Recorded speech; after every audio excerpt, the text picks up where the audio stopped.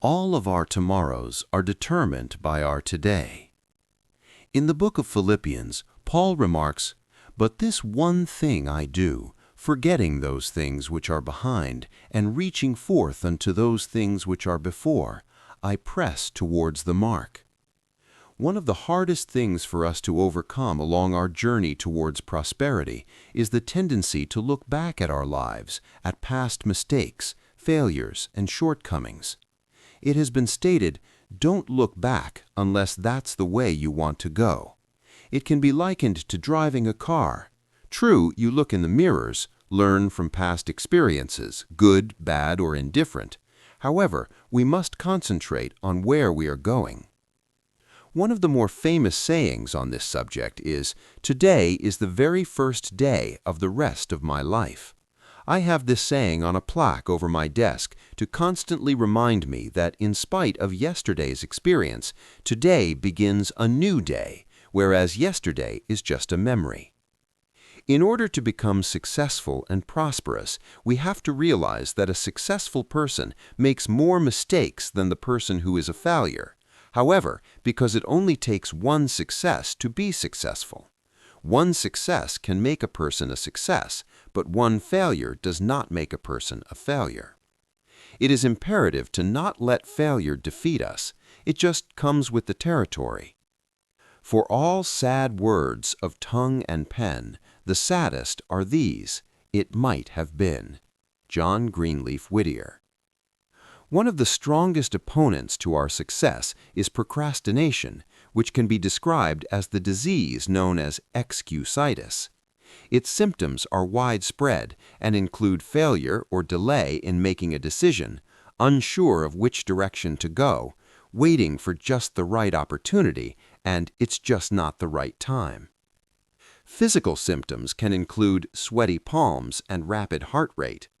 Excusitis is closely related to fearitis, and it has been known to stop many people's success before they ever get started.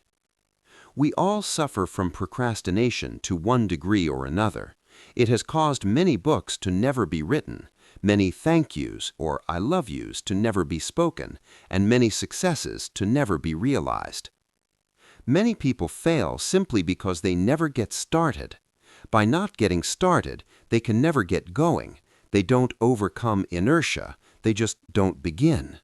It is a universal law that it takes more energy to overcome inertia in getting started from a standstill than to continue the momentum of a moving body once it is in motion. Another person stated that the longest journey begins with just one step. In order to overcome procrastination, we have to be willing to force ourselves into action. Action overcomes fear. Oftentimes, we tend to procrastinate in areas of our lives that we feel uncomfortable, such as asking that fine sister to dance at the 7th grade class party. The hardest part was taking the first step. Many people simply find it easier to be a wallflower than to ever get out on the dance floor. Many people procrastinate to avoid the possibility of failure or rejection. However, like the old saying goes, if you don't ask, you will never know. In Earl Nightingale's book, Greatest Discovery, he relates a story using a quote which I find very true. He says, "There are many who find a good alibi far more attractive than an actual achievement. For an achievement does not settle anything permanently.